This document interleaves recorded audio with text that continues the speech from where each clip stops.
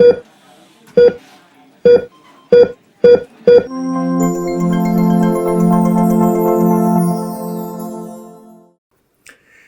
हम clotting process की practice कर लेते हैं ताकि आगे जो एंटीकोगुलेंट ड्रग्स मैं आपको बताऊंगा उनकी अंडरस्टैंडिंग, उनकी टॉक्सिसिटी थोड़ी हमारे लिए इजी हो जाए।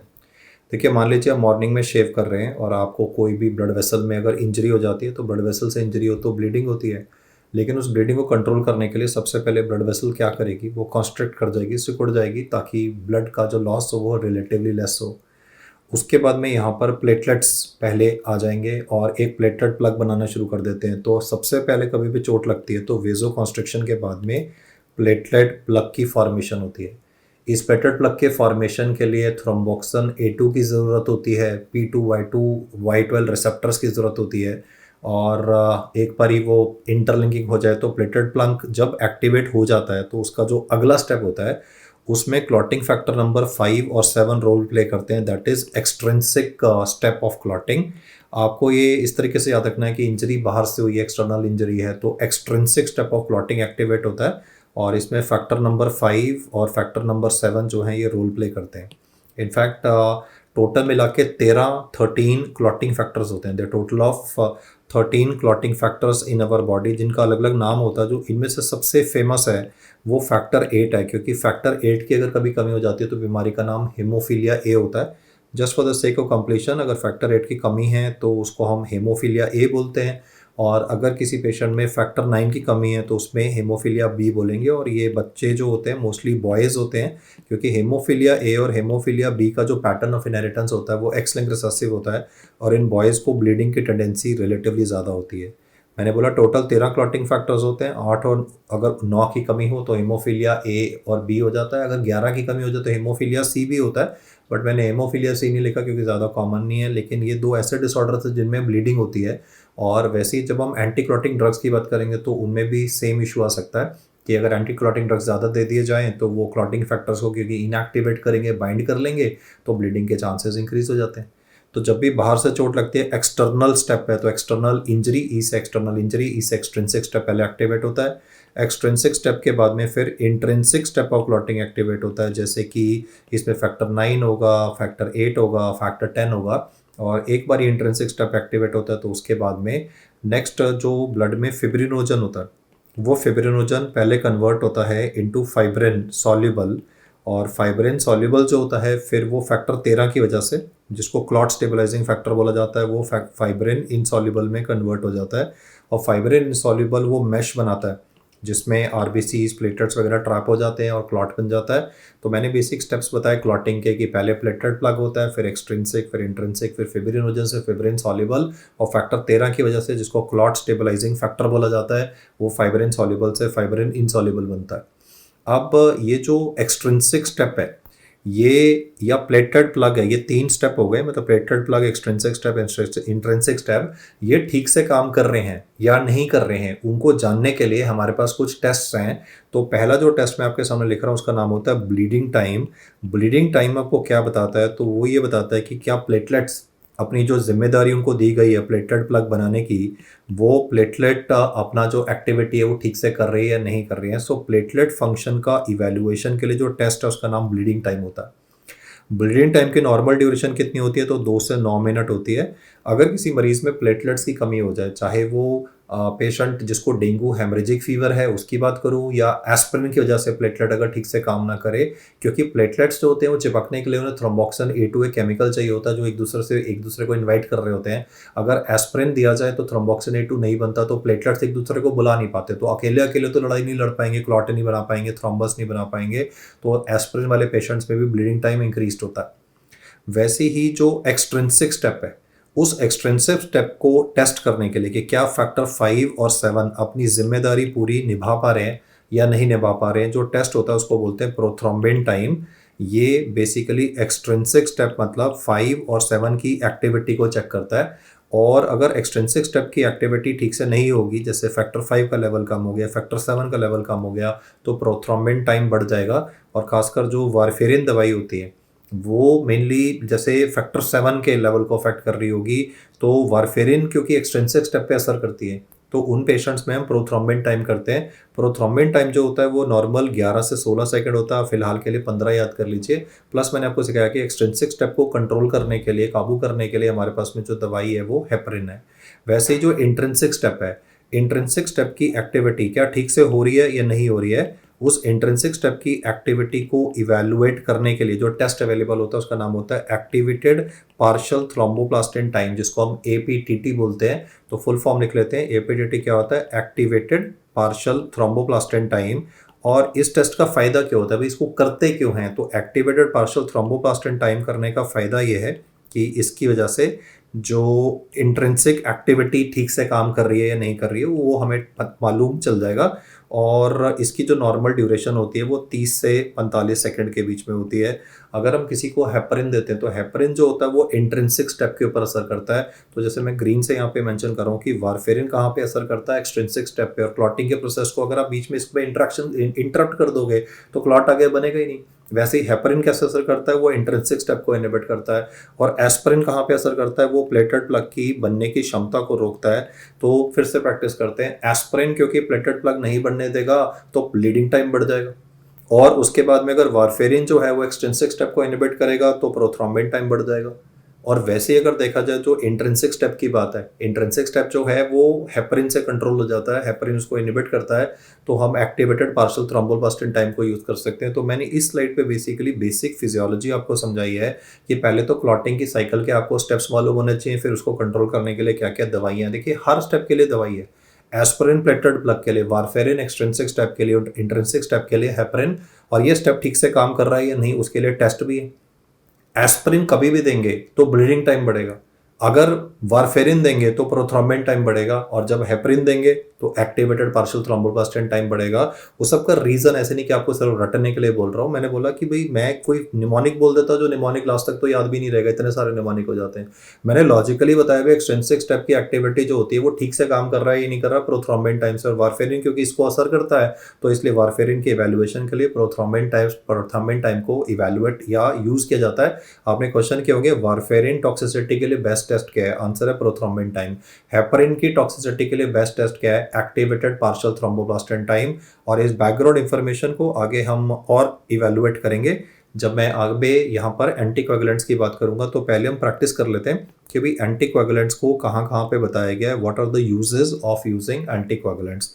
तो सबसे पहले तो दोनों प्रकार के जो एमआई है, चाहे वो एसटी एलिवेशन एमआई है चाहे वो नॉन एसटी एलिवेशन एमआई है, क्योंकि उसमें क्लॉट तो बन ही रहा है कॉर्नरी आर्टरी में। इवन अनस्टेबल एंजाइना में छोटी ब्लड वेसल्स में क्लॉट्स बन रहे हैं, तो उनको और आगे ना बढ़े, जो बन गया वो तो बढ़ गया पर एटलीस्ट और आगे ना बढ़े, उसके लिए हम एंटीकोएगुलेंट मतलब हम पेशेंट में एंटीकोएगुलेंट जैसे कि हेपरिन और लेटर वारफेरिन का यूज़ कर सकते हैं। वैसे ही जो सबसे कॉमन एरिथमिया क्लिनिकल प्रैक्टिस में मिलता है उसका नाम होता है एट्रियल फिब्रिलेशन। तो एट्रियल फिब्रिलेशन में क्योंकि हार्ट ठीक से काम नहीं कर रहा होता, ट्विच कर रहा होता है, तो क्लॉट्स बनते हैं और वो क्लॉट्स फिर ब्रेन में जा सकते हैं। तो उसकी वजह से पेशेंट को स्ट्रोक होने की संभावना रहती है। तो उसको कम करने के लिए भी हम एंटी क्लॉटिंग ड्रग्स का यूज़ करेंगे। फिर जब कोविड-19 का पैंडेमिक चल रहा था तो आपने नोटिस किया होगा कि कोविड के जो पेशेंट्स थे, क्योंकि कोविड भी एक हाइपर कोएगुलेबल स्टेट है, क्योंकि कोविड एक हाइपर कोएगुलेबल स्टेट है तो वहाँ पर भी हेपरिन को यूज़ किया जाता है। कोविड के इलाज के लिए क्या क्या दवाइयाँ दी जाती हैं, तो इवन आज की डेट में वो अगर आपसे पूछता है कि भाई कोविड-19 का मॉडरेट केस है या सीवियर केस है, उसे मतलब जैसे मान लो सीओपीडी है किसी का या डायबिटिक हो सकता है, अभी भी कोविड हो गया तो वो डिटेरिएट कर सकता है, सांस लेने में दिक्कत हो सकती है, कोविड से निमोनिया हो सकता है। तो कोविड-19 निमोनिया के मैनेजमेंट के लिए क्या क्या दवाइयाँ यूज़ करते हैं, तो कोविड-19 निमोनिया के मैनेजमेंट के लिए दो दवाइयाँ इस्तेमाल होती हैं। एक होते हैं स्टेरॉइड्स। स्टेरॉइड कौन सा, मिथाइल प्रेडनिसोलोन, क्योंकि हाइपोटेंसी स्टेरॉइड है तो इम्यूनिटी कम हो जाती है, तो ध्यान रखना है कि कहीं उसको एस्परजिलस म्यूकरमाइकोसिस जैसे इन्फेक्शन ना हो जाए। और क्योंकि कोविड एक हाइपर कोएगुलेबल स्टेट है तो इन पेशेंट्स को हम हेपरिन का भी subcutaneous injection that is long जो लो मॉलिक्यूलर वेट हेपरिन है इनॉक्सापेरिन, उसके इंजेक्शन वंस अ डे लगा रहे होते हैं। तो कोविड के टाइम पे भी हम एंटीकोगुलेंट्स को यूज़ कर रहे थे। फिर डीप वेन थ्रोम्बोसिस, जैसे इस पेशेंट का जॉइंट इम्प्लांट सर्जरी हुई है या फिर ये पेशेंट है जिसको इमोबिलाइजेशन थी after lower segment caesarean section, तो अगर कोई लेडी ऑपरेशन के बाद में लेटी रहेगी, प्रेगनेंसी वैसे ही हाइपरकोagulable स्टेट होता है, तो कोई भी आदमी लंबे टाइम तक लेटा रहे तो लेग की वेन्स में क्लॉट्स बन जाते हैं, जिससे उसकी दोनों लेग्स के बीच में सिमेट्री आ जाएगी कि एक लेग में सूजन आ जाएगी, पाँव पूरा भारी, मतलब पाँव बिल्कुल सूज के बिग हो जाएगा, राइट। एंड स्किन रेड हो जाएगी, और आप नोटिस करोगे कि दोनों लेग्स में, जैसे काफ मसल की आप थिकनेस चेक करोगे तो दोनों साइड पे आपको एसिमेट्री मिलने वाली है। और इन्हीं पेशेंट्स में ऐसा हो सकता है कि क्लॉट जो है टूट के, जैसे मसाज किया, तो डीप वेन थ्रोम्बोसिस के पेशेंट में लेग पे मसाज करना ही नहीं। अगर मसाज किया तो क्या होगा कि क्लॉट वहाँ से टूट के हार्ट की तरफ चला जाएगा, लंग्स में चला जाएगा, पल्मरी एम्बोलिज्म कर सकता है। तो अब क्योंकि क्लॉट है तो ultimately anti clotting drugs use करेंगे। प्लस वारफेरिन को कहाँ पे यूज़ करते हैं? जिस पेशेंट में आर्टिफिशियल हार्ट वाल्व लगा होता है मेटल का, मैकेनिकल, मेटालिक, क्योंकि दो प्रकार के हार्ट वाल्व्स मैंने आपको पढ़ाए हैं। एक तो होते हैं जो बायोप्रोस्थेटिक होता है, जैसे कि मतलब पिग के हार्ट से बनाया गया, काऊ के हार्ट से बनाया गया है, तो उसमें तो दिक्कत नहीं है। लेकिन जो मेटल का हार्ट वाल्व होता है, क्योंकि मेटल के साथ में क्लॉटिंग प्रोसेस ट्रिगर हो सकता है, so mechanical metallic heart valves के केस में भी you will have to give warfarin to the patient on a long term basis। तो ये पूरी जो कार्डियोवैस्कुलर सिस्टम की सीरीज रही है उसमें इतने अलग अलग टाइम पे, मतलब कोविड को छोड़ दीजिए, कोविड तो रेस्पिरेटरी सिस्टम में कवर है, लेकिन बाकी सारे सिनेरियोज में एंटीकोगुलेंट्स का यूज़ आपको बताया गया है।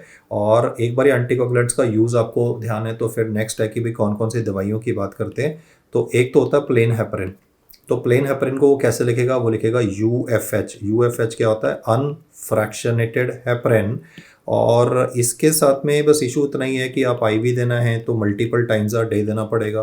तो एक तो आईवी डोसेज का इशू है, और दूसरा ये जो प्लेन हेपरिन होता है, अनफ्रैक्शनेटेड हेपरिन, इसके साथ में कई बारी हिट नाम के कॉम्प्लिकेशन होती है। हिट नाम की कॉम्प्लिकेशन का नाम मतलब है कि ये हेपरिन इंड्यूस्ड थ्रोम्बोसाइटोपिनिया कर सकती है। तो प्लेटलेट काउंट कम हो सकता है after giving heparin injections to the patient. तो इस बात का ध्यान रखना है कि जो हेपरिन है उसके साथ में हिट नाम की कॉम्प्लिकेशन, हेपरिन इंड्यूस्ड थ्रोम्बोसाइटोपिनिया होता है। फिर उसके बाद में आती है लो मॉलिक्यूलर वेट हेपरिन। तो लो मॉलिक्यूलर वेट हेपरिन को क्यों मोस्टली लोग प्रेफर करते हैं? क्योंकि इसको तो सबक्यूटेनियसली देना है, तो घर पे भी दे सकते हैं। जैसे कोविड के पेशेंट, बहुत बार अस्पताल में बेड ही नहीं था, तो हम पेशेंट को वीडियो कॉल पे समझा रहे हैं कि इंजेक्शन खोलो, खुद को पेट पे इंजेक्शन लगा रहा है पेशेंट। सोचो बड़ी बात है, पेशेंट जिसको कोई साइंस का बैकग्राउंड नहीं है वो हेपरिन का इंजेक्शन खुद को लगा रहा है। So subcutaneous heparin, and it's easy to give actually. So low molecular weight heparin जैसे कि इनॉक्सापैरिन, जैसे कि डाल्टेपैरिन, मोस्टली जो नाम यूज होता है वो इनॉक्सापैरिन है। तो सबक्यूटेनियस इनॉक्सापैरिन हम लो मॉलिक्यूलर वेट हेपरिन दे सकते हैं। इसका फायदा यही है कि वंस अ डे दे रहे हैं। तो जैसे जॉइंट इम्प्लांट सर्जरी हुई है या फिर कोई भी इमोबिलाइजेशन वाला पेशेंट, उनमें अगर हेपरिन दी जाए, कैंसर सर्जरी हुई है तो कैंसर सर्जरी के पेशेंट्स में ऑपरेशन के बाद में अगर इनॉक्सापैरिन का इंजेक्शन डेली लगाया जाएगा तो उनमें क्लॉट बनने की टेंडेंसी कम हो जाती है, उससे पल्मरी एम्बोलिज्म की पॉसिबिलिटी भी कम हो जाती है। जब इन पेशेंट्स को डिस्चार्ज किया जाएगा तो डिस्चार्ज पे हम वारफेरिन देते हैं, लेकिन जब एडमिटेड पेशेंट्स होते हैं तो उनको हम हेपरिन यूज़ कर रहे होते हैं। तो वो पूछ लेगा कि भाई हेपरिन काम कैसे करता है और इसकी टॉक्सिसिटी हो जाए तो फिर करेंगे क्या। तो हेपरिन का जो मेन मैकेनिज्म ऑफ एक्शन होता है वो बॉडी में जो क्लॉटिंग सिस्टम होता है और एक एंटी क्लॉटिंग सिस्टम होता है। तो एंटी क्लॉटिंग सिस्टम की एक्टिविटी बढ़ा देता है। एक एंटी क्लॉटिंग सिस्टम होता है जिसका नाम होता है एंटी थ्रोम्बिन 3। अगर आप एंटी थ्रोम्बिन 3 की एक्टिविटी बढ़ा दोगे तो बैलेंस बिगड़ जाता है। बैलेंस बिगड़ना मतलब क्लॉट और एंटी क्लॉटिंग दोनों को बैलेंस करके रखते हैं। अगर आप एंटी क्लॉटिंग को ज़्यादा ताकतवर बना दोगे तो क्लॉट को डिस्ट्रॉय कर देगा, पर और ज़्यादा ताकतवर बना दोगे तो ब्लीडिंग कर देगा। मैंने बोला आपकी मेरी बॉडी में तो बैलेंस है तो ब्लीडिंग नहीं होती। अगर आप एंटी क्लॉटिंग को ज़्यादा सक्षम बना दोगे तो जो क्लॉट बना उसको तोड़ देगा, और ज़्यादा बढ़ा दोगे तो वो तो ब्रेन हेमरेज भी कर सकता है। तो तभी हेपरिन टॉक्सिसिटी के एंटीडोट के बारे में हम डिस्कस कर लेते हैं। तो आगे लिस्ट भी मैं बनाऊंगा, लेकिन फिलहाल दो मैसेजेस हैं कि अगर हेपरिन टॉक्सिसिटी वो पूछता है तो पेशेंट को ब्रूजिंग हो सकती है, नाक से खून आ सकता है, यूरिन में ब्लड आ सकता है। सो हेपरिन टॉक्सिसिटी के लिए मॉनिटरिंग के लिए, कि अगर आपको पता ही है कि ऐसा हो सकता है तो मॉनिटरिंग के लिए ब्लड टेस्ट क्या है, तो नाम है एक्टिवेटेड पार्शियल थ्रोम्बोप्लास्टिन टाइम। एपीडीटी की नॉर्मल वैल्यू कितनी होती है? 30 से 45 सेकेंड। जब हेपरिन देंगे तो ये बढ़ जाएगा। अब 45 सेकंड का 50 हो गया, 60 हो गया, समझ में आता है, पर 450 हो गया वो तो दिक्कत है ना। 10 गुना बढ़ गया तो वहाँ पे ब्लीडिंग स्टार्ट हो जाती है। तो फिर वो पूछ लेगा कि भाई इसका एंटीडोट क्या यूज़ करते हैं। तो इसका जो एंटीडोट है that would B protamine sulphate मैं फिर से बोल रहा हूँ कि 45 सेकंड्स का आपने 60 कर लिया, 90 कर लिया, मान लो आपने आपने बढ़ा के डबल कर दिया, तो वो तो थेराप्यूटिक इफेक्ट है ना कि भाई अपर लिमिट है 45 सेकंड, मैंने बढ़ा के 2x कर दिया, डबल ऑफ नॉर्मल, तो थेराप्यूटिक इफेक्ट है। लेकिन अगर मैं इसका 450 सेकंड कर दूं, नॉर्मल से 10 गुना ज़्यादा, तो फिर तो वो तो नुकसान वाली बात है, उसमें हैमरेज हो ब्रेन हैमरेज हो सकती है। So protamine sulphate is the antidote that would be used. तो एक तो हमें ये एस्पेक्ट याद रखना है कि हेपरिन कभी भी लिखा हो तो आपने answer APTT, that is activated partial thromboplastin time answer करना है। और जो मैंने अभी यहाँ पे बताया इसी को थोड़ा टेक्स्ट बुक फॉर्मेट में स्टडी कर लेते हैं।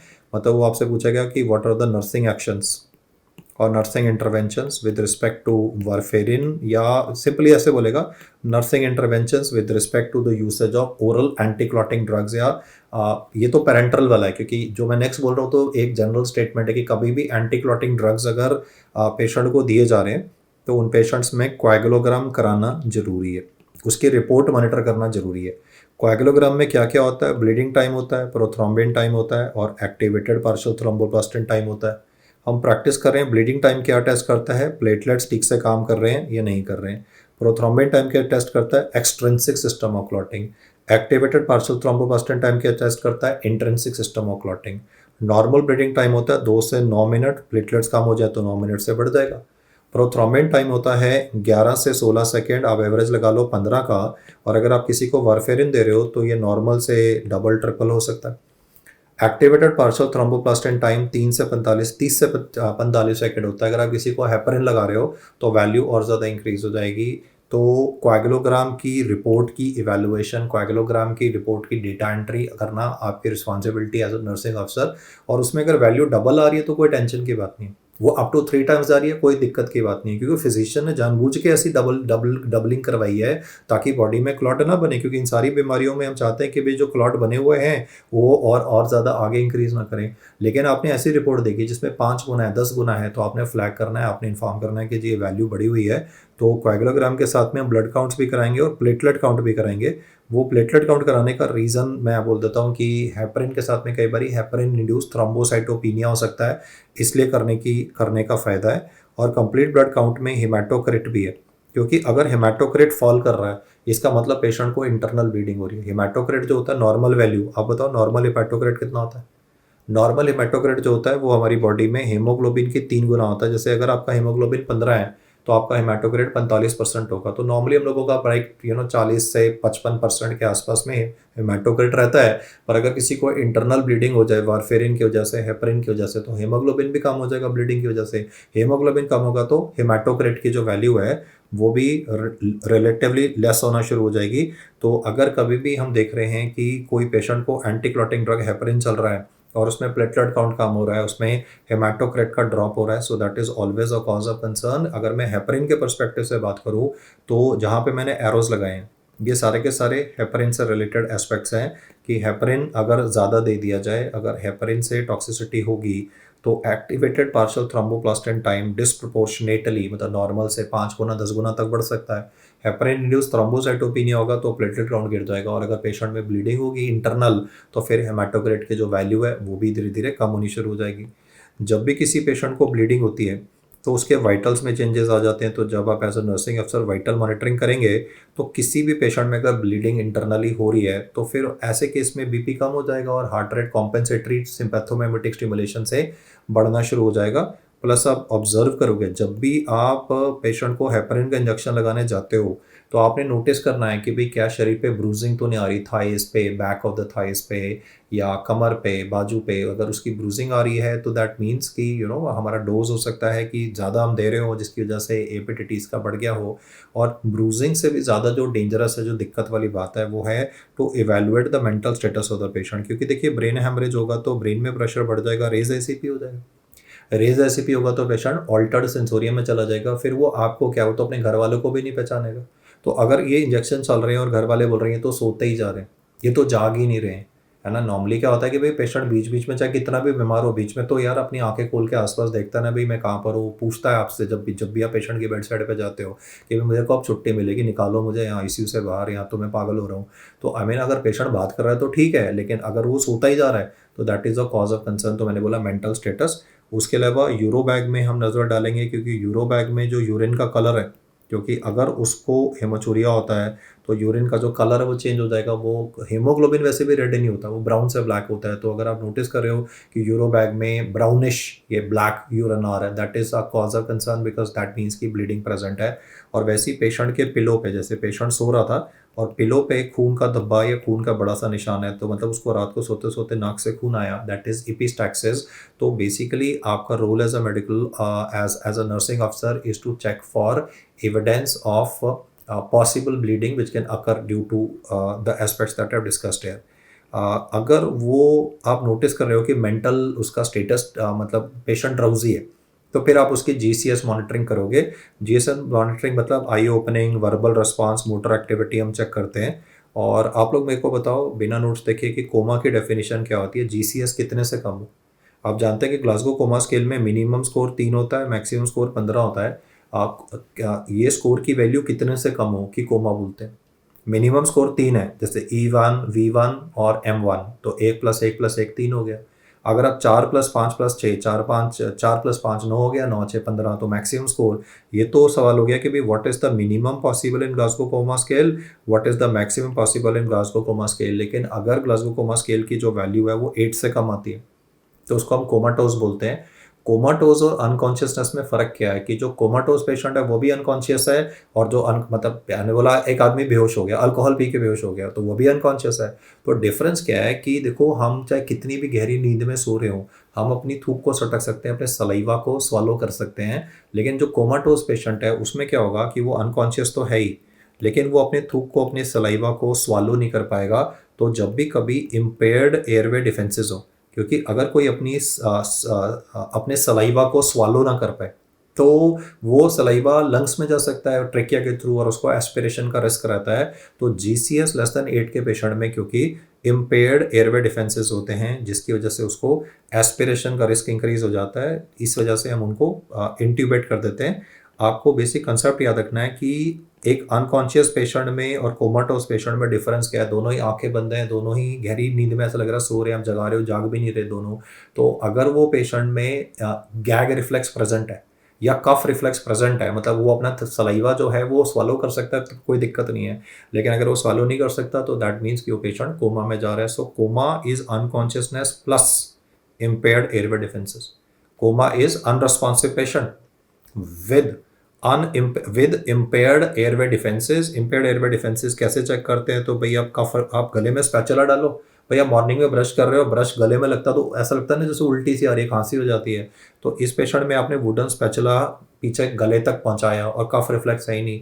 तो अगर किसी में कफ रिफ्लेक्स नहीं है, गैग रिफ्लेक्स, नॉर्मली आप ब्रश कर रहे हो जोर से हो तो एकदम से आवाज से प्रोड्यूस हो, गैग जिसे बोलते हैं।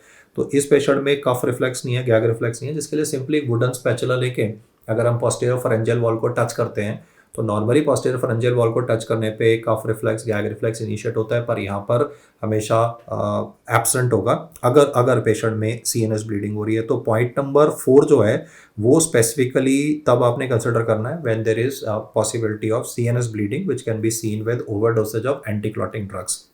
इसके अलावा पॉइंट नंबर 5 और 6 थोड़ा सा जनरल स्टेटमेंट हो जाता है कि इनमें हम फ्रेश आईवी लाइन डालना अवॉइड ही करेंगे। जो स्टैंडर्ड कैनला डले हुए हैं वही ठीक है, क्योंकि आप वेने पंक्चर करते हो तो फिर जो वेने पंक्चर की साइट अगर वहाँ पे कैनला डल गया तो ठीक है, नहीं डला और कैनला काउंटर हो गया तो ब्लीडिंग का जो रिस्क है वो इंक्रीज हो जाएगा। तो सपोज कैनला नहीं लगा तो आपने फिर उस वाली साइड पे डायरेक्ट प्रेशर देना है। आप नई साइड पे तो कैनला लगाओगे, लेकिन आपने वहाँ पे जो डायरेक्ट प्रेशर देना है ऑन द पंक्चर साइट वो मिनिमम 5 मिनट्स के लिए देना है। नॉर्मली तो हम 2 मिनट्स के लिए प्रेशर देते हैं और ठीक, आई मीन लोकल ब्लीड जो होता है वो कंट्रोल हो जाता है। आपने कैनला लगाने की कोशिश करी, कितनी बार काउंटर हो जाता है, तो थोड़ी देर प्रेस करो, मैक्सिमम 2 मिनट, तो वो क्योंकि ब्लीडिंग टाइम 2 मिनट्स का ही होता है, तो 2 मिनट के हटाओगे तो क्लॉट बन जाता है। लेकिन इन पेशेंट्स में क्योंकि ये दवाइयों पर हैं तो इनमें ब्लीडिंग होने के चांसेस क्योंकि ज़्यादा हैं, तो direct pressure on the pressure side should be at least more than 5 minutes. वो बोलता है कि मिनिमम है 5 मिनट, मतलब उसका आप डबल कई बार आपको प्रेस करके रखना पड़ेगा। सो यू कैन टाई, या तो आप टाइट आप टेप लगा दीजिए उसके ऊपर और इंश्योर करिए कि लोकल प्रेशर रहे। आप पेशेंट के अटेंडेंट को बोल सकते हैं, आप तब तक दूसरी साइड ढूंढ रहे हैं तो पेशेंट के अटेंडेंट को बोल सकते हैं कि भाई आप इसके ऊपर थंब रख लो, लेकिन but there should be direct pressure to prevent कि वरना ब्रूजिंग हो जाएगी, या बिना वजह स्किन पे बड़ा सा नीला सा निशान पड़ जाएगा, वो रिलेटिव बोलेंगे जी देखो जी इसका खून निकाल दिया आपने। मतलब there is a high probability कि it will be very distressing to look at also ना। जब आपके पूरे कैनला लगते हैं तो पूरा वो नीला नीला नीला बाजू हो जाती है, तो वैसे ही खुद को देख के ही इतना डिप्रेसिंग सा लगता है। तो रिलेटिव्स तो they really really shocked, patient तो फिर भी यूज्ड अप हो जाता है, but then relatives are really shocked. तो मैंने बोला कि अगर आप रिलेटिव की हेल्प ले रहे हैं तो उसे बोलिए कि वो डायरेक्ट प्रेशर दे, ताकि जो चांसेस है ब्रूजिंग के वो मिनिमाइज हो जाए, वो लेस हो जाए। फिर आप इन पेशेंट्स को बताएंगे कि भाई आपने हमेशा सॉफ्ट टूथब्रश को इस्तेमाल करना है, क्योंकि हार्ड टूथब्रश से ब्लीडिंग अगर हो गई गम से तो ज़्यादा होगी नॉर्मल से। उसके अलावा उसको बताना है कि बी केयरफुल विद रेज़र, क्योंकि अगर वो शेविंग कर रहा है और उसने मान लो डबल ब्लेड वाला है, ट्रिपल ब्लेड वाला, जैसे रेज़र आता है ना, दो दो ब्लेड होते हैं, तीन तीन ब्लेड होते हैं, तो वो कटा तो फिर डबल ब्लेड से तो और ज़्यादा गहरा कटेगा ना, तो इंजरी होने के चांसेस रहता है। तो just be careful with the razor with respect to these patients. और उसके अलावा मैं एक एडिशनल पॉइंट बोलना चाहता हूँ जो कि इनॉक्सापैरिन के लिए वैलिड है, क्योंकि इनॉक्सापैरिन तो देखिए हमने इवन कोविड वाले पेशेंट्स को दिया था। उस इनॉक्सापैरिन का जो इंजेक्शन था उसमें आपने नोटिस किया होगा कि एक एयर बबल प्रेजेंट होता है। मैं इनफैक्ट जो ओरिजिनल वाला डायग्राम था या जो इमेज थी इनॉक्सापैरिन वाले सिरिंज की, तो दो इसमें तो एयर बबल विजिबल नहीं है, बट बहुत बार आपने देखा होगा कि इसके अंदर एक छोटा सा एयर बबल प्रेजेंट होता है।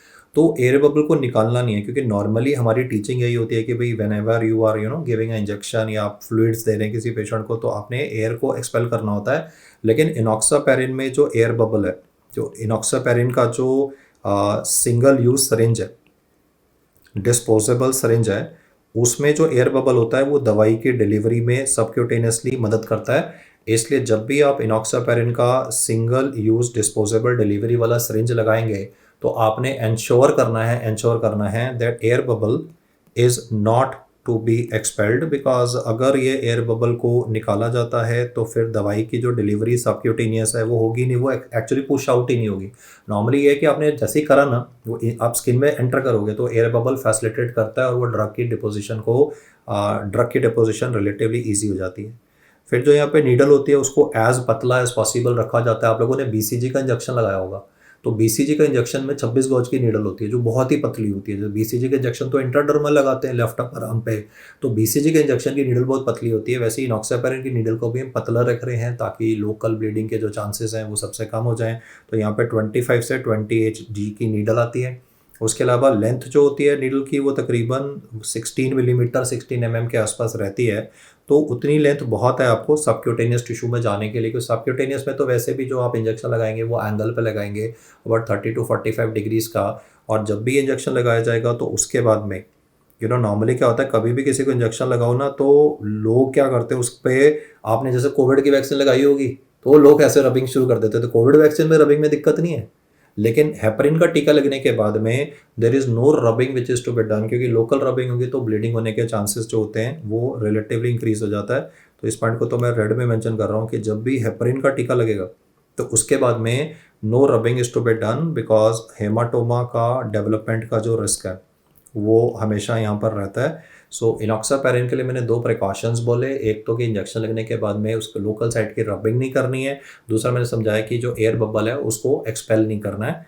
और इस जंक्शन पे आपके माइंड में क्वेरी होगी कि सर वो आपने ना इंट्रावेनस एंटीप्लेटलेट ड्रग्स बताए थे, तो उनका मैकेनिज्म ऑफ एक्शन तो आपने बताया नहीं, आपने ओरल एंटीप्लेटलेट ड्रग्स का तो बताया।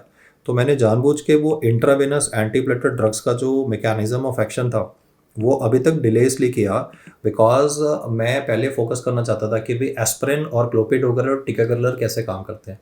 एस्पिरिन थ्रोम्बोक्सिन A2 के रिलीज को इनहिबिट करती है, प्रोडक्शन को इनहिबिट करती है, और P2Y12 नाम के रिसेप्टर होते हैं जिनसे प्लेटलेट का एग्रीगेशन होता है, उस पर ब्रेक लग जाती है विद रिस्पेक्ट टू टिकाग्रेलर या फिर क्लोपिडोग्रेल। अब मैं बता रहा हूँ कि प्लेटलेट के सरफेस के ऊपर एक और रिसेप्टर होता है जिसका नाम 2B3A होता है। ये जो रिसेप्टर होता है इसका काम भी प्लेटलेट एग्रीगेशन होता है। अगर मैंने उसी टाइम पे ये दोनों बताए होते हैं तो आपके माइंड में कन्फ्यूज़न होता है कि सर आपने तो पहले अभी P2Y12 बताया था, अब आप ग्रुप 2B3A बता रहे हो। तो यार प्लेटलेट के ऊपर ना अलग अलग रिसेप्टर्स हैं। देखो भगवान ने प्लेटलेट एग्रीगेशन के लिए अलग अलग सिस्टम्स बनाए हैं। जैसे मान लीजिए एक प्लेटलेट है, ये दूसरी प्लेटलेट है, तो आपस में इंटरलिंकिंग करने के लिए भगवान ने उसको मल्टीपल सिस्टम्स दिए हैं। जो एक सिस्टम मैंने दिया वो मैंने बताया था उसका नाम था P2Y12, और दूसरा जो दिया उसका नाम है 2B3A। तो ये करते क्या हैं, ये बेसिकली प्लेटलेट्स की आपस में जो इंटरलिंकिंग है वो प्लेटलेट्स की इंटरलिंकिंग में मदद कर रहे होते हैं, जिसको हम प्लेटलेट एग्रीगेशन बोलते हैं। तो बेसिक कंसेप्ट यही है कि ये जो इंट्रावेनस वाले ड्रग्स हैं ये भी प्लेटलेट एग्रीगेशन को ही ब्रेक करते हैं, लेकिन किस रिसेप्टर पे असर करते हैं वो रिसेप्टर का नाम अलग है। जैसे मैंने प्लेटलेट में जो ब्लैक वाला दिखाया है, इसको आप मान लो दिस इज लाइक जो ब्लैक से है वो है P2Y12, प्लेटलेट एग्रीगेशन में हेल्प करता है, जो ब्लैक वाला दिखाया गया। और जो रेड से यहाँ पर दिखाया गया that is 2B3A। So the basic message is that these are gonna help in platelet aggregation. और इन दवाइयों के साथ में अगर आप प्लेटलेट एग्रीगेशन रोक दोगे तो एडवांटेज है। तो ये दवाइयाँ जो हैं ये मेनली कहाँ पर यूज़ करी जाती हैं? तो मेन जो यूज़ है एंटी प्लेटलेट ड्रग्स का आईवी वालों का, वो नॉन एसटी एलिवेशन एमआई और अनस्टेबल एंजाइना के पेशेंट्स में। वो इंट्रावेनस एंटीप्लेटलेट ड्रग्स का नाम क्या है, एक बार फिर से प्रैक्टिस कर लेते हैं। तो आई थिंक अभी तक तो याद हो गया होगा, और अगर नहीं हुआ है ना तो सर आप मेरे साथ इसको प्रैक्टिस कर लेना, क्योंकि drugs acting on cardiovascular system पे हमेशा 2 या 3 सवाल फंसते हैं, इनफैक्ट ज़्यादा।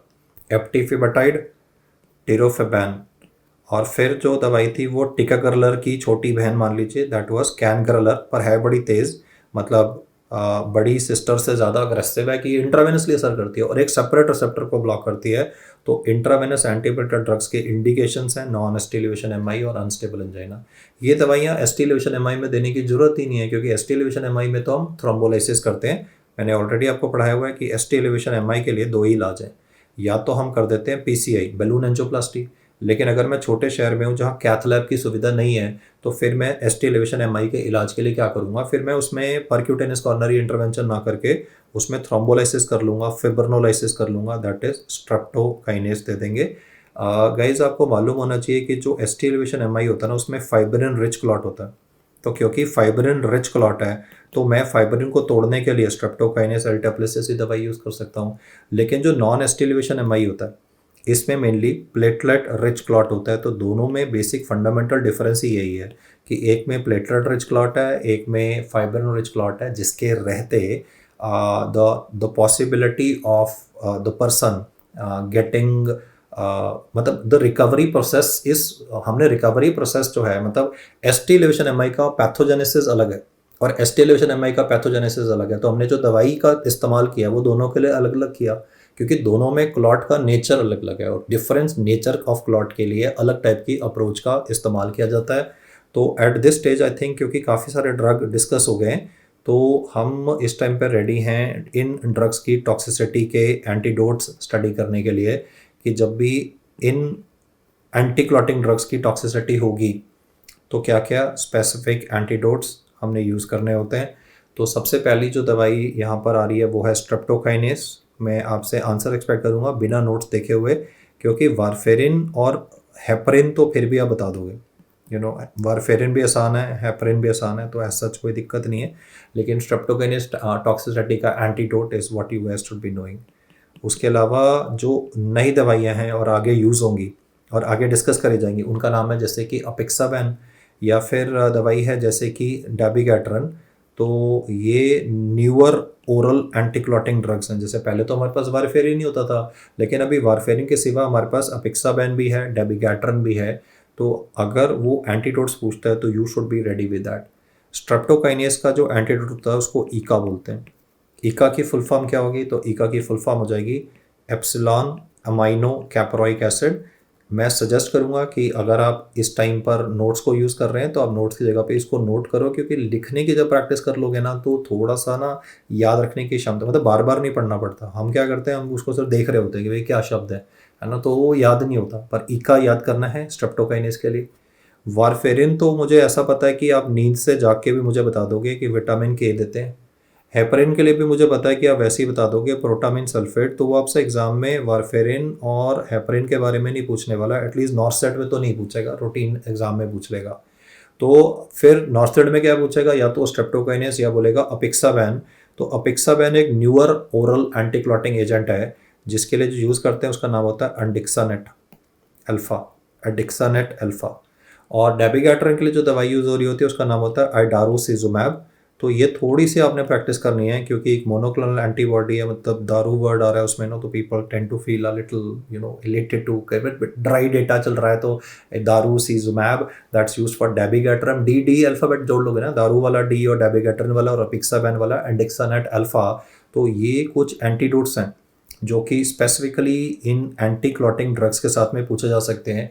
इन सारी दवाइयों के साथ में ब्रूजिंग हो सकती है, इन सारी दवाइयों के साथ में यूरिन का कलर चेंज हो सकता है, नाक से खून आ सकता है जो कि पिलो की स्टेनिंग कर सकता है। लेकिन अगर इन दवाइयों की वजह से सीएनएस ब्लीड हो जाए, जो कि पॉसिबल है, तो आइडेंटिफिकेशन करना आपकी आपके ऊपर है एज अ नर्सिंग ऑफिसर, क्योंकि आप पेशेंट के साथ फ्रीक्वेंट कांटेक्ट में रहेंगे। तो आपने अगर नोटिस किया कि किसी को ये दवाइयाँ चल रही हैं और वो सोता जा रहा है, और या आपने देखा कि उसकी ग्लासगो कोमा स्केल की जो वैल्यू फाइल पे लिखी हुई है, जो फिजिशियन एंट्री करके चला गया, उसने देखा ही नहीं पिछली वाली वैल्यू क्या थी। अगर आपने देखा जीसीएस की वैल्यू पहले 10 थी, अभी 8 हो गई, तो that is always a cause of concern कि पॉसिबली उनको सीएनएस ब्लीड प्रेजेंट है। तो आपको एंटी क्लॉटिंग ड्रग्स क्यों पूछे जाते हैं, उसकी सिग्निफिकेंस आप यहाँ पर देख रहे हो कि ये तो मतलब लिटरली भगवान वाली बात है कि भाई बॉडी में क्लॉट बना, आपने उसको डिस्ट्रॉय कर दिया तो ब्रेन की सर्कुलेशन इंप्रूव हो रही है या फिर कॉर्नरी आर्टरी की सर्कुलेशन इंप्रूव हो रही है। तो ये drugs are like life saving, कि ये हम यूज़ करेंगे एमआई के केस में, या हम यूज़ करेंगे कोविड के केस में, जहाँ मैंने एंटी क्लॉटिंग ड्रग्स की यूसेजेस आपको बताई। But at the same time मतलब ये जो दवाइयाँ हैं, ये दे can be a villain also. अगर ज़्यादा यूज़ कर ली जाए तो विलन हो सकती हैं कि they can contribute to possibility of bleeding, which is why मैंने यहाँ पे ये 6 स्टेप्स बताए। पॉइंट नंबर 5 और 6 में कोई इशू नहीं है, मतलब एग्ज़ाम परस्पेक्टिव से जो आपको आना चाहिए वो 1 2 3 4 है कि जो मैं कोएगुलोग्राम देखूंगा, मैं प्लेटलेट काउंट देखूंगा, मैं हेमाटोक्रेट देखूंगा, क्योंकि इंटरनल ब्लीडिंग होगी तो हेमाटोक्रेट की जो वैल्यू है वो कम हो जाएगी। नेक्स्ट कुछ पॉइंट्स प्रैक्टिस कर लेते हैं वारफेरिन से रिलेटेड कि ये दवाई कैसे असर करती है। तो वारफेरिन का जो मेन मैकेनिज्म ऑफ एक्शन है वो है कि वो जो एक्सट्रिंसिक स्टेप ऑफ क्लॉटिंग होता है, जो 5 और 7 के साथ रिलेटेड होता है, वो एक्सट्रिंसिक स्टेप का इनिबिशन करती है। जिन लोगों को वारफेरिन चल रही होती है उन्हें हम हरे पत्तेदार सब्जियां खाने से मना करते हैं, क्योंकि हरे पत्तेदार सब्जियां जो होती हैं उनमें विटामिन के होता है। देखिए वारफेरिन जो है वो 5 और 7 की एक्टिविटी को इनिबिट कर रही है, और फैक्टर 7 जो होता है वो विटामिन के से रिलेटेड होता है। मैं यहाँ प्रैक्टिस कराता हूँ आपको बेसिक साइंस की। विटामिन के क्या करता है? विटामिन के एक्टिवेशन कराता है, इट कॉजेज, ये खुद में ही आपके एग्जाम का फिजियोलॉजी का सवाल है कि विटामिन के कैसे असर करता है। तो विटामिन के जो है वो gamma carboxylation of 4 clotting factors करता है। तो आपको नंबर याद करना है 2, 7, 9 एंड 10, जिसमें से 7 इंपॉर्टेंट है आज क्योंकि वो एक्सट्रिंसिक सबसे रिलेटेड है। भाई विटामिन के जो है वो प्रो कोएगुलेंट है, वो क्लॉट बनाने में मदद करता है। विटामिन के हमारी बॉडी में कहाँ से बनता है? चलो आप बताओ, विटामिन के कहाँ से बनता है सर? विटामिन के हमारी इंटेस्टाइन के बैक्टीरिया बनाते हैं। उन बैक्टीरिया को हम अंदर रहने की जगह दे रहे हैं ना, तो बदले में वो जो बैक्टीरिया जो हमारे इंटेस्टाइन में रहते हैं वो हमारे लिए विटामिन के बनाते हैं। और ये विटामिन के का काम क्या होता है? ये gamma carboxylation of 4 clotting factors करता है। पर अगर आप 7 को बनने ही नहीं दोगे या 7 की एक्टिविटी को इनहिबिट करोगे तो फिर क्लॉटिंग ठीक से काम नहीं करेगी, एक्सट्रिंसिक स्टेप भी ब्लॉक हो जाएगा, तो ब्लीडिंग होने के चांसेस हो सकते हैं। थेरापेटिक यूसेज ये है कि जब भी वारफेरिन देते हैं तो क्लॉट बनने की टेंडेंसी कम हो जाती है, पर टू मच ऑफ एनीथिंग, जैसे मैंने बोला ना, too much, they can be angel in your hand, भगवान, and then they can be a villain in your hand, हैवान। तो बड़ा फाइनर सा डिफरेंस है। मतलब अगर आपसे पूछा जाए कि भाई नॉर्मल इंटरनेशनल नॉर्मलाइज रेशो कितनी होनी चाहिए, तो वो 0.8 से 1.2 के बीच में होनी चाहिए। चाहे आप इंटरनेशनल नॉर्मलाइज रेशो बोलो, चाहे प्रोथ्रोम्बिन टाइम बोलो, सिर्फ बोलने का नज़रिया है। आप ऐसे याद कर लीजिए कि अगर मैं बोलूँ INR ऑफ 1, अगर मैं बोलूँ INR ऑफ 1, तो आपके माइंड में होना चाहिए कि सर आप 15 सेकंड के आसपास की बात कर रहे हो। मैंने रेंज बोली, एवरेज INR ऑफ 1 मतलब INR ऑफ 15 सेकेंड। अगर मैंने वारफेरिन खिला के किसी पेशेंट का INR 2 कर दिया मतलब 30 सेकेंड्स का, तो ये तो फ़ायदे की बात है, क्योंकि जैसे किसी पेशेंट को मेटालिक हार्ट वेल्व्स हैं, तो जिन पेशेंट्स में मेटालिक हार्ट वेल्व्स होते हैं, मेटालिक, आपने आर्टिफिशियल हार्ट वेल्व लगाया था क्योंकि उसको मेट्रोसिनोसिस से वेल्व डिस्ट्रॉय हो गया था। तो जिस पेशेंट में मेटालिक प्रोस्थेटिक हार्ट वेल्व लगाया गया है, क्योंकि ये जो प्रोस्थेटिक वेल्व है ये खुद ही में ही क्लॉट बनाने शुरू कर देगा ब्लड के, और जिससे उसको स्ट्रोक हो सकता है। तो मैं इन पेशेंट्स को जिनको मेटालिक प्रोस्थेटिक वेल्व लगा होता है उनको वारफेरिन दूंगा, और कितनी वारफेरिन दूंगा कि उनका इंटरनेशनल नॉर्मलाइज रेशो अबाउट 2 तक रहे, या 2 से मैक्सिमम 3 तक रहे, क्योंकि रेंज होता है ना मेडिसिन में तो सब कुछ। तो जैसे INR ऑफ 3 मैं बोलूँ तो INR ऑफ 3 का मतलब है कि जो प्रोथ्रोम्बिन टाइम है वो बढ़ के 45 सेकेंड्स तक हो गया। तो बेसिकली मैं आपको ये बताना चाहता हूँ कि अगर INR 2 से 3 गुना तक बढ़ा रहता है तो उसको थेरापेटिक मानते हैं। थेरापेटिक मतलब वो वैल्व की वजह से जो क्लॉट है उसको नहीं बनने देगा। पर अगर ये 3 के जगह पे 30 हो जाए तो दिक्कत है ना, ब्लीडिंग स्टार्ट हो जाएगी। मैं फिर से बोल रहा हूँ, वारफेरिन कहाँ देते हैं? जैसे पेशेंट को मेटालिक प्रोस्थेटिक हार्ट वेल्व है, या कोई पेशेंट है जिसको आपने डिस्चार्ज कर दिया on discharge for deep vein thrombosis, post discharge deep vein thrombosis के पेशेंट में आपने वारफेरिन कुछ हफ्ते के लिए देनी होती है। तो इन पेशेंट्स में अगर अगर इंटरनेशनल नॉर्मलाइज रेशो हम चेक करेंगे तो इंटरनेशनल नॉर्मलाइज रेशो की जो वैल्यू है वो नॉर्मल से बड़ी हुई आनी चाहिए, क्योंकि दवाई असर ही ऐसे कर रही है कि वो फैक्टर 7 को काट रही है, फैक्टर 7 एक्सट्रिंसिक स्टेप है, तो बढ़ जाना चाहिए। कितना बढ़ना चाहिए? 2 to 3। तो यहाँ तक तो थेराप्यूटिक मतलब फ़ायदे की बात है। भाई मैं चाहता हूँ कि बॉडी में क्लॉट ना बने, लेकिन ज़्यादा दे दिया, 10 गुना बढ़ गया तो ब्लीडिंग का रिस्क इंक्रीज़ हो जाता है। वारफेरिन कहाँ कहाँ पे बताया गया है? तो वारफेरिन हम एट्रियल फिब्रिलेशन के पेशेंट में, जो सबसे कॉमन एरिथमिया होता है, उसमें क्लॉट्स बनने की टेंडेंसी होती है, स्ट्रोक होती है, इसलिए हम वारफेरिन पेशेंट को दे रहे होते हैं। मान लीजिए किसी पेशेंट को एमआई हुआ, तो एमआई के बाद में लेफ्ट वेंट्रिकल की वॉल में डैमेज हो जाता है, जिसको बोलते हैं लेफ्ट वेंट्रिकुलर एन्यूरिज्म। तो लेफ्ट वेंट्रिकुलर एन्यूरिज्म कुछ इस टाइप से होगा कि लेफ्ट वेंट्रिकल की वॉल में एक बल्ज होगा, और वो बल्ज क्योंकि दीवार जो है, हार्ट की जो वॉल है वो डैमेज हो चुकी है, तो डैमेज हो चुकी है तो ठीक से कॉन्ट्रैक्ट ही नहीं करेगी, और ये वाला जो हिस्सा है क्योंकि ये कम कॉन्ट्रैक्ट करेगा तो उसे बोलते हैं स्टासिस।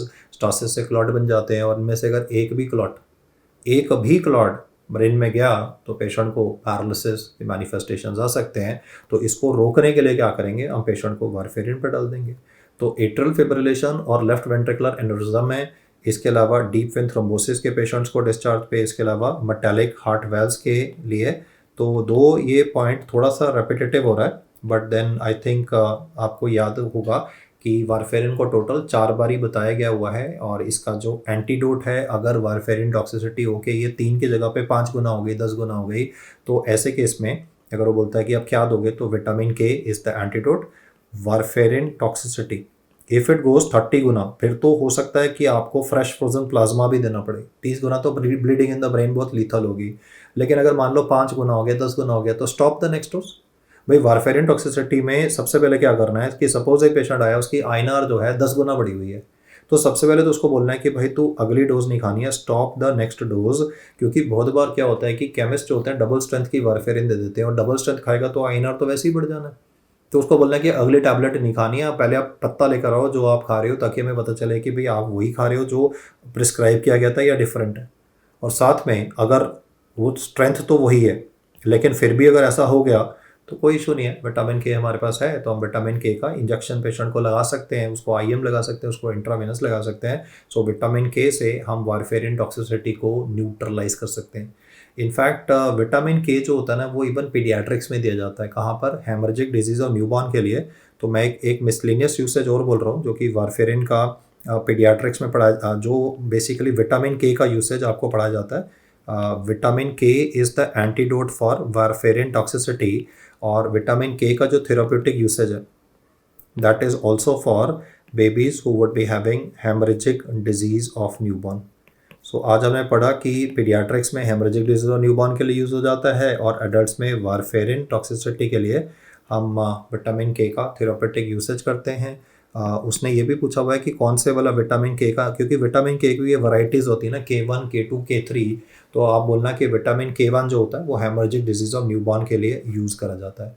सो पहला स्टेप तो यही है कि आपको वारफेरिन से रिलेटेड एस्पेक्ट्स याद रखने, एंटीडोट याद रखना है, और प्लस मैंने बोला कि जो पेशेंट्स वारफेरिन खा रहे हैं उनको बोलेंगे कि हरे पत्तेदार सब्जियों को आप अवॉइड करो, बिकॉज उनमें विटामिन के होता है, और अगर वो उसको खाएगा तो फिर दवाई ठीक से असर नहीं कर पाएगी। बस इतना ही तो है कि भाई अगर वो ग्रीन लीफी वेजिटेबल्स को अगर कभी कभी खा रहे हैं तो कोई दिक्कत नहीं है यार, मतलब कभी कभी हरी सब्जी खा रहा है, पत्तेदार सब्जी खा रहा है, दिक्कत नहीं है।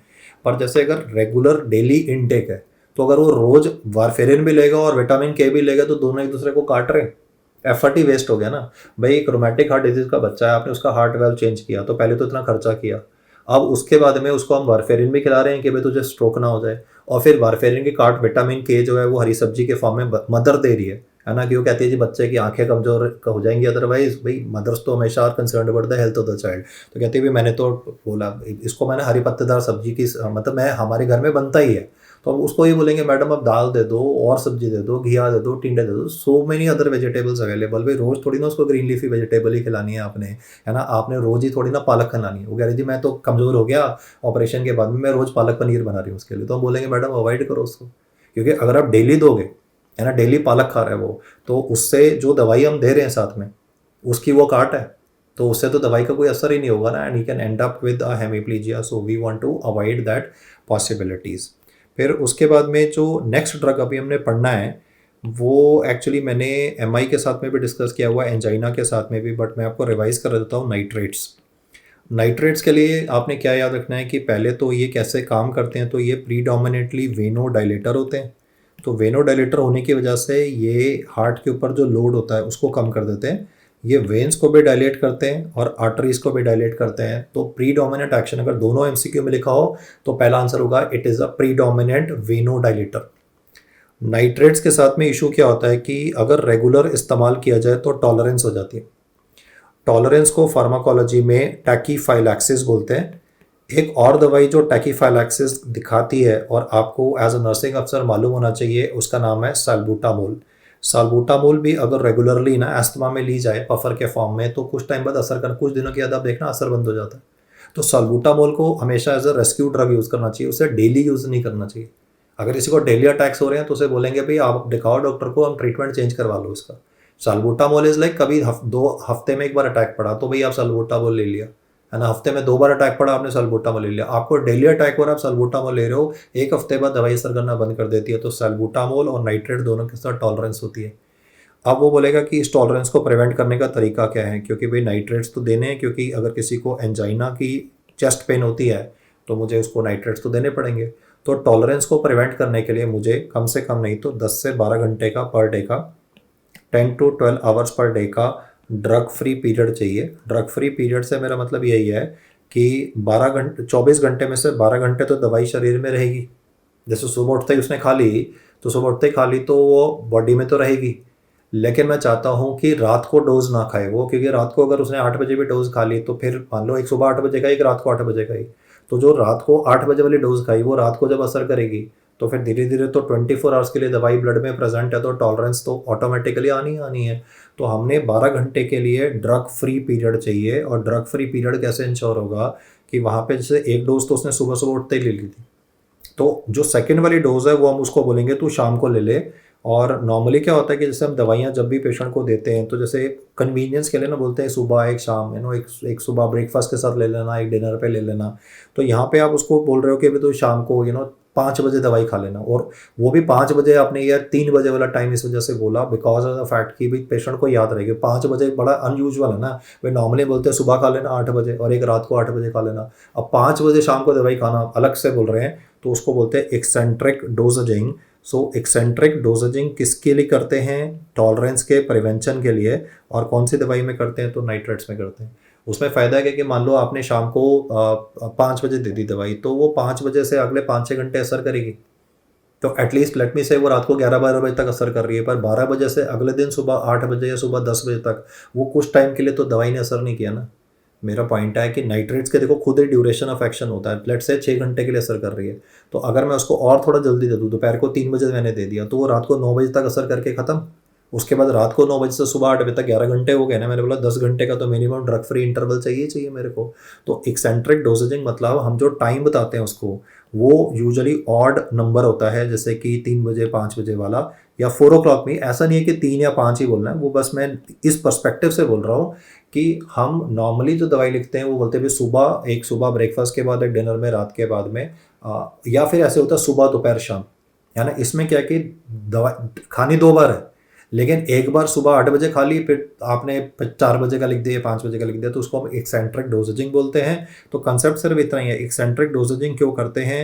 It is to prevent tolerance, क्योंकि रेगुलर इंटेक अगर करा जाए, अगर दवाई ब्लड में 24 में से 24 घंटे रहेगी तो टॉलरेंस होने के जो चांसेस होते हैं वो इंक्रीज हो जाते हैं। ये दवाई कॉन्ट्राइंडिकेटेड है फॉलोइंग सिचुएशंस में। अगर कोई पेशेंट ऑलरेडी सिल्डेनाफिल ले रहा है, मतलब इनफैक्ट उल्टा है कि जिसको नाइट्रेट्स चल रहे हैं उसको बोलेंगे कि भाई अगर तुझे इरेक्टाइल डिसफंक्शन के लिए सिल्डेनाफिल मतलब लेनी ही नहीं है। सिल्डेनाफिल जो होती है वो भी वेजोडाइलेटर होती है और नाइट्रेट्स भी वेजोडाइलेटर है, बीपी गिर जाएगा, बीपी क्रैश कर सकता है। इसलिए सिल्डेनाफिल और nitrate do not gel together, the combination is not to be used at all. Sildenafil if it is given, sildenafil is absolutely contraindicated. मतलब I'll write it once again. Use of sildenafil is absolutely contraindicated in patients who are on nitrates, क्योंकि दोनों ही दवाइयाँ जो हैं वो वेज़ोडाइलेटर वाला action करेंगी। दूसरा जो कॉन्ट्राइंडिकेशन है वो हाइपोटेंशन का है कि कभी भी अगर सिस्टोलिक ब्लड प्रेशर 80 के नीचे है, 90 टू 90 का रेंज दिया होता है, मैंने लोअर लिमिट बोला है, तो हमें नाइट्रेट्स इस्तेमाल नहीं करने हैं। और एक ऐसा एमआई जिसमें हमेशा बीपी कम होता है उसका नाम होता है इंफीरियर वाला एमआई, उसमें नाइट्रोग्लिसरीन नहीं दी जाती है। तो नाइट्रेट्स हमारे पास में यूजुअली जो अवेलेबल होते हैं वो बक्कल स्प्रे के फॉर्म में होते हैं। बक्कल स्प्रे के सिवा हमारे पास में इवन माउथ डिजॉल्विंग टैबलेट हम यूज़ कर सकते हैं, ज़ुबान के नीचे रख सकते हैं, that is a sublingual tablet which is available, और ऑब्वियसली आईवी प्रिपरेशन तो होता ही है। तो नाइट्रेट्स को बक्कल स्प्रे के फॉर्म में, सबलिंगुअल टैबलेट या इंट्रावेनस फॉर्मेट में दिया जा सकता है, and it's contraindicated with use of sildenafil, hypotension and inferior wall myocardial infarction. Nitrates के साथ में एक और दवाई जो मोस्टली कार्डियक पेशेंट्स को दी जाती है वो होती है निकोरांडिल। निकोरांडिल का भी जो मैकेनिज्म ऑफ एक्शन है वो यही है कि वो वेजो डायलेटर है। वो क्या करता है, वो कॉर्नरी आर्टरीज को डायलेट कर देता है, और क्योंकि वो कॉर्नरी आर्टरीज को डायलेट करेगा, रिलैक्स कॉर्नरी वैस्कुलेचर, तो कॉर्नरी आर्टरीज डायलेट होने से क्योंकि कॉर्नरी ब्लड फ्लो बढ़ जाता है, तो इसलिए पेशेंट को मदद हो जाती है। बाकी अगर वो बोलता है what is the drug of choice for chronic stable angina, जहाँ पे कॉर्नरी आर्टरीज में ब्लॉकेजेस प्रेजेंट हैं, तो अगर 70-80% ब्लॉकेज प्रेजेंट है तो नाइट्रेट्स तो देना है, निकोरांडिल तो यूज़ कर सकते हैं, लेकिन जो ये दोनों हैं ये ड्रग ऑफ चॉइस नहीं बोलोगे, ये सिम्टोमेटिक रिलीफ के लिए, ये सिम्टम्स को कम करने के लिए, ये मोर्टेलिटी कम नहीं करते, ये ड्रग ऑफ चॉइस नहीं है। अगर वो बोलता है drug of choice for chronic stable angina, तो आप बोलना beta blocker, that is metoprolol. So do remember that statement, drug of choice for chronic stable angina is metoprolol. Last में जो दवाई मैं ड्रग्स एक्टिंग ऑन सीएनएस पे आपको पढ़ाऊंगा वो डिजॉक्सिन है। डिजॉक्सिन को हम कंजेस्टिव हार्ट फेलियर में यूज़ करते हैं। इस दवाई का जो मेन मैकेनिज्म ऑफ एक्शन होता है वो होता है कि वो सोडियम पोटेशियम पंप को ब्लॉक कर देती है। अब अगर आप सोडियम पोटेशियम पंप पे ब्लॉक लगा दोगे तो उससे होगा क्या कि सेल्स के अंदर कैल्शियम की मात्रा बढ़ जाती है, और कैल्शियम की मात्रा बढ़ती है तो कैल्शियम जो होता है वो कंट्रैक्शन के लिए चाहिए होता है। तो आप बेसिकली क्या कर रहे हो, आप फोर्स ऑफ कंट्रैक्शन को बढ़ा रहे हो, पावर आउटपुट को बढ़ा रहे हो, और अगर पावर आउटपुट बढ़ेगा तो हार्ट ज़्यादा जोर से कॉन्ट्रैक्ट करेगा, तो हार्ट फेलियर के सिम्टम कम हो जाएंगे। इसका जो सेकंड एक्शन होता है वो होता है कि ये वेगस नर्व को स्टिमुलेट करती है, वेगोमाइमेटिक। तो उससे क्या होगा कि हार्ट रेट कम होगा। अगर हार्ट रेट कम होगा तो फ़ायदा क्या है कि हार्ट की जो ऑक्सीजन कंजम्पशन है, भाई गाड़ी है वो फ्यूल कंज्यूम करती है, अगर आप फ्यूल की खपत ही कम कर दोगे तो इंजन की एफिशिएंसी बेटर होगी। भाई जैसे मारुति हर कोई लेना चाहता है, भाई उसकी फ्यूल की कंजम्पशन कम होती है, यहाँ हम दवाई से फ्यूल का कंजम्पशन कम कर रहे हैं तो गाड़ी बेटर चल पाएगी। तो डिजॉक्सिन कैसे असर करता है, तो डिजॉक्सिन के दो एक्शंस हैं। वो हार्ट का जो पावर जनरेशन है वो बढ़ा देता है, लेकिन साथ में फ्यूल की कंजम्पशन कम कर देता है। मैंने बोला दोनों ही फायदे की चीज़ है ना भाई, पहले तो आपने पावर तो बढ़ा दी और जो फ्यूल की खपत है वो कम कर दी, तो फायदे की बात है। तो digoxin is a very good drug which is useful for management of congestive heart failure, दो एडल्ट्स के कंजेस्टिव हार्ट फेलियर में यूज़ नहीं होता। अगर कोई बच्चा है जिसे कंजेनिटल हार्ट डिजीज़ है, उसको वीएसटी है, ऑपरेशन 4 महीने बाद की डेट मिली, 6 महीने बाद की डेट मिली, तो तब उन बच्चों में हम डिजॉक्सिन यूज़ कर रहे होते हैं। तो पीडियाट्रिक कंजेस्टिव हार्ट फेलियर में डिजॉक्सिन मेनली यूज़ किया जाता है, लेकिन एडल्ट्स में क्योंकि हमारे पास इससे बेटर दवाइयाँ हैं तो हम डिजॉक्सिन को यूज़ नहीं करते। मोस्ट ऑफ द टाइम जो क्वेश्चंस आएंगे डिजॉक्सिन पे वो डिजॉक्सिन टॉक्सिसिटी पे आएंगे, जिसके लिए आपको याद करना है कि क्या क्या ट्रिगर्स होते हैं। मतलब वो टॉक्सिसिटी के लिए ट्रिगर्स पूछेगा कि डिजॉक्सिन टॉक्सिसिटी क्यों हो सकती है। तो डिजॉक्सिन टॉक्सिसिटी के लिए कुछ पैरामीटर्स ऐसे होते हैं जो हाइपो, आगे वर्ड लिखा होगा तो मैं निमोनिक लिख रहा हूँ, हाइपोकाम। हाइपोकाम से मतलब है कि हाइपोकलीमिया, अगर पोटेशियम कम हो गया। अब पोटेशियम क्यों कम हो गया, क्योंकि हार्ट फेलियर के मरीज को हम डायूरेटिक्स भी देते हैं। अगर हम उसको लैसिक्स देंगे, उसको थाइजाइड देंगे, तो लैसिक्स और थाइजाइड के साथ में क्या होगा कि पोटेशियम कम हो जाता है, और पोटेशियम कम होने से डिजॉक्सिन और ज़्यादा बाइंड करता है। और ज़्यादा बाइंड करेगा तो भी कोई भी चीज़ ज़्यादा ज़रूरत से ज़्यादा असर करे तो वो नुकसानदायक है, वो हार्ट की फिर फ्यूल कंजम्पशन बढ़ाना शुरू कर देगी। तो हाइपोकलीमिया मतलब डायूरेटिक्स की वजह से जो हाइपोकलीमिया हो रहा है वो डिजॉक्सिन टॉक्सिसिटी का ट्रिगर है। तो most of the time pharma में पूछ लेता है what are the causes of digoxin toxicity, तो पहले आपने याद करना है हाइपोकलीमिया। हाइपोकलीमिया के बाद में दूसरा है हाइपोएल्ब्यूमिनीमिया। ये एक प्रोटीन होता है एल्ब्यूमिन, आप जानते हैं एल्ब्यूमिन तो अंडे में भी होता है, तो एल्ब्यूमिन तो हमारे ब्लड में भी है और वो डिजॉक्सिन को पकड़ के रखता है। लेकिन अगर एल्ब्यूमिन कम हो गया तो फ्री डिजॉक्सिन का लेवल बढ़ जाएगा। भाई दवाई जो होती है शरीर में दो फॉर्म में होती है, एक बाउंड फॉर्म में और एक फ्री फॉर्म में। तो अगर बाउंड वाली कम हो गई क्योंकि एल्ब्यूमिन की कमी है, तो फिर फ्री वाला जो ड्रग है वो ज़्यादा हार्ट को स्टिमुलेट करेगा, और ज़्यादा स्टिमुलेशन से हार्ट की ऑक्सीजन कंजम्पशन बढ़नी शुरू हो जाएगी। हाइपोकलीमिया, हाइपोएल्ब्यूमिनीमिया और हाइपोमैग्नीसीमिया, आपको काम निमोनिक से 3 चीज़ें याद रखनी है कि अगर पोटेशियम कम हो गया, मैं रेड से हार कर रहा हूँ, पोटेशियम कम हो गया, एल्ब्यूमिन कम हो गया और मैग्नीशियम कम हो गया, तो ये ट्रिगर्स हैं। और 3 पैरामीटर्स ऐसे हैं जो कि हाइपर वाले होते हैं, तो अब हाइपर याद कर लेते हैं। हाइपर में CCS करके याद करना है। मतलब हाइपर में क्या क्या, अगर कैल्शियम बढ़ जाए या फिर क्रियाटिनिन बढ़ जाए। क्रियाटिनिन बढ़ गया मतलब रीनल फेलियर। देखिए डिजॉक्सिन जो होता है किडनी से एक्सक्रीट होता है, अगर किडनी खराब हो गई तो डिजॉक्सिन एक्सक्रीट ही नहीं होगा। अगर दवाई आप देते जा रहे हो और वो एक्सक्रीट नहीं हो रही बॉडी से, तो ब्लड लेवल बढ़ जाएंगे, और ब्लड लेवल बढ़ेंगे तो टॉक्सिसिटी कर देगी।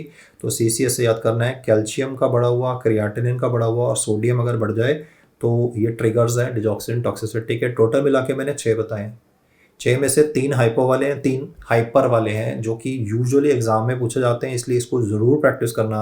मतलब इनफैक्ट ये तो एक बिल्कुल सिंपल सा टेबल है, हाइपो काम एंड हाइपर CCS, जो हमें डिजॉक्सिन टॉक्सिसिटी के ट्रिगर्स याद करने में मदद करता है। फिर वो पूछेगा कि डिजॉक्सिन टॉक्सिसिटी से एंटीडोट क्या है, तो डिजॉक्सिन टॉक्सिसिटी का एंटीडोट होता है डिजीबाइंड। डिजीबाइंड स्पेशली डिज़ाइंड एंटीबॉडीज़ हैं जो कि डिजॉक्सिन को बाइंड करके बॉडी से एक्सक्रीट कर देती हैं। भाई डिजॉक्सिन टॉक्सिसिटी हेमोडायलिसिस से ठीक नहीं होती। नॉर्मली दवाइयों की जितनी भी टॉक्सिसिटीज़ होती हैं वो सारी डिजॉक्सिन हेमोडायलिसिस से ठीक होती हैं, लेकिन यहाँ हेमोडायलिसिस असर क्यों नहीं करती? क्योंकि डिजॉक्सिन ब्लड में होते ही नहीं, तो टिश्यू में, हार्ट में चला जाता ना। तो उसको हार्ट के टिश्यूज निकालने के लिए हमें स्पेशल एंटीबॉडी चाहिए, और वो स्पेशल एंटीबॉडी का नाम है डिजीबैंड। अब इसको फिनिश करते हुए लास्ट में ये कहना चाहूँगा कि सपोज वो आपसे ये बोलता है कि डिजॉक्सिन देने से, क्योंकि डिजॉक्सिन जब ज़्यादा देंगे तो वेगस नर्व को स्टिमुलेट करेगा और पेशेंट को ब्रैडीकार्डिया हो गया। तो बोलता है डिजॉक्सिन ज़्यादा दी पेशेंट को तो उसका हार्ट रेट सिर्फ 40 है, और आप क्या करोगे? तो फिर आपने डिजीबैंड नहीं आंसर करना है, क्योंकि ठीक है डिजीबैंड देंगे, लेकिन पहले अगर हार्ट रेट कम है तो 40 से उसको 70 ले जाने के लिए पहले क्या देंगे? हम एट्रोपिन का इंजेक्शन लगाएंगे। तो इस बात का ध्यान रखना कि अगर वो स्पेसिफिकली बोलता है कि digoxin toxicity with bradycardia, what is the first line drug to be use, तो भाई हार्ट रेट 40 है तो मुझे हार्ट रेट बढ़ाना पड़ेगा। तो इस पेशेंट को मैं डिजीबैंड दूंगा, नो डाउट अबाउट इट, मुझे डिजीबैंड देके डिजॉक्सिन बॉडी से बाहर फेंकना है। But at the same time क्योंकि हार्ट रेट कम है तो बीपी भी कम होगा, तो उससे पेशेंट को बाहर निकालने के लिए मुझे एट्रोपिन देना है। और डिजॉक्सिन टॉक्सिसिटी का एक और साइड इफेक्ट जो मैंने रूटीन लेक्चर्स में हाईलाइट किया हुआ है, बड़ा ही करेक्टरिस्टिक है, और वो और कहीं पढ़ते नहीं है इसलिए हमें पढ़ना चाहिए, that is yellow vision. Yellow vision मतलब ज़ैंथोप्सिया, कि मतलब ये जो मैं लिख रहा हूँ येलो विजन ना, मतलब येलो विजन जॉन्डिस में नहीं होती, लेकिन डिजॉक्सिन टॉक्सिसिटी के, भाई जॉन्डिस किसी को हो जाए, वायरल हेपेटाइटिस हो गया किसी को, तो उसकी जो आंखें होती हैं, जो स्क्लेरा होता है वो येलो हो जाता है, जॉन्डिस इक्ट्रस हो जाता है, पीलिया हो जाता है, लेकिन उसको दिखाई पीला नहीं देता ना, लेकिन यहाँ दिखाई पीला दे रहा है, तो yellow vision is seen with digoxin toxicity. तो ये कुछ एस्पेक्ट्स हैं जो कि प्योर फार्माकोलॉजी बेस्ड हैं। दो इन दवाइयों को अलग अलग टाइम पे डिस्कस किया गया है, लेकिन अभी मैंने क्या करा है कि मैंने सबको एक ही जगह पे कंपाइल करके मेंशन किया है, इंक्लूडिंग आपको नई वाली दवाइयाँ बताई। ये नई वाली दवाइयों को लिए क्या लिखेगा? नोवैक, थोड़ा हाईफाई दिखाने के लिए नॉवल मतलब नई, ओरल एंटी क्लॉटिंग ड्रग्स। तो नोवैक्स जो हैं ये नॉवल ओरल एंटी कोएगुलेंट्स हैं, और इनका भी मैकेनिज्म ऑफ एक्शन प्रैक्टिस करा देता हूँ, 15 सेकंड और सुन लो। अपिक्सावैन जो होता है वो उसमें एक्स अल्फ़ाबेट है, तो एक्स अल्फ़ाबेट से याद कर लेना, ये फैक्टर 10 का इनहिबिटर है, ये फैक्टर 10 का इनहिबिटर है। ऑन द अदर हैंड जो डेबिगेट्रन है उसमें अल्फ़ाबेट टी है, जो डेबिगेट्रन वर्ड है उसमें अल्फ़ाबेट टी प्रेजेंट है। तो अभी let me just right it, तो उसके बाद में हम डेबिगेट्रन का मैकेनिज्म एक्शन भी पढ़ लेते हैं। डेबिगेट्रन के लिए बोलना है ये डायरेक्ट थ्रोम्बिन इनहिबिटर है, तो टी अल्फ़ाबेट से याद करना है, टी से थ्रोम्बिन इनहिबिटर, और डेबिगेट्रन का जो एक्स है उससे याद करना है फैक्टर 10 इनहिबिटर। तो खैर ये तो लास्ट के पॉइंट्स हैं, जो मतलब अगर आप पहले जो कुछ मैंने बताया अगर आप उसको याद कर लेते हो तो फिर ये सब्सिक्वेंट वाले जो एस्पेक्ट्स हैं आप उनको याद कर पाओगे। और इन सब में से जो सबसे इंपॉर्टेंट स्लाइड है वो ये वाली है, कि मतलब देखो प्रोटामिन सल्फेट और विटामिन के तो वो नॉर्सेट में पूछेगा नहीं, ठीक है ना। आप जानते हैं नॉर्सेट का जो लेवल है आजकल वो मतलब अल्ट्रा हाई जा रहा है। तो वारफेरिन हेपरिन तो दिन खत्म हो गए, तो अभी तो वो स्ट्रेप्टोकाइनेस, अपिक्सावेन या डेबिगेट्रन टॉक्सिसिटी के एंटीडोट्स पूछ सकता है। और अगर ब्रेन हेमरेज हो जाए तो फिर आपको स्पेसिफिक ट्रीटमेंट देना पड़ेगा, प्रोथ्रोम्बिन कॉम्प्लेक्स कॉन्सेंट्रेट देना पड़ सकता है, फ्रेश फ्रोजन प्लाज्मा देना पड़ सकता है, ताकि हम क्लॉटिंग फैक्टर्स उन पेशेंट्स में रिप्लेनिश कर पाएँ। तो ये जो डिटेल्स हैं ये थोड़ा फार्मा के साथ ओवरलैप है, but I try to do justice here. थोड़ा मैंने इस वाले वीडियो में मेरे हिसाब से मैंने थोड़ा फास्टर बोला है, क्योंकि मतलब अगर मैं बहुत स्लोली बोलता ये सारे फार्मा वाले एस्पेक्ट्स को तो आपको लगता है सर रेपिटेशन हो रहा है, हमने फार्मा में पढ़ा हुआ है। बट आई होप दैट ये वीडियो जो है दिस इज़ फॉर लाइक जब आप फार्मा से एक बार कर लें तो उसके बाद में इस पे आएंगे तो I think you will be able to have more fire power in your, मतलब आपकी ताकत जो है, मेंटल पावर जो है वो और ज़्यादा इंक्रीज हो जाएगी। That is what I mean by fire power. तो thank you so much for hearing me out guys and God bless you. इसी तरीके से मेहनत करते रहो। कार्डियोवैस्कुलर सिस्टम का ये लास्ट वीडियो था। अगर आप ये कर रहे हैं तो बिल्कुल सही कर रहे हैं, मतलब CVS सबसे पहले जिसने निपटा लिया ना वो मतलब सही रास्ते पे जा रहा है।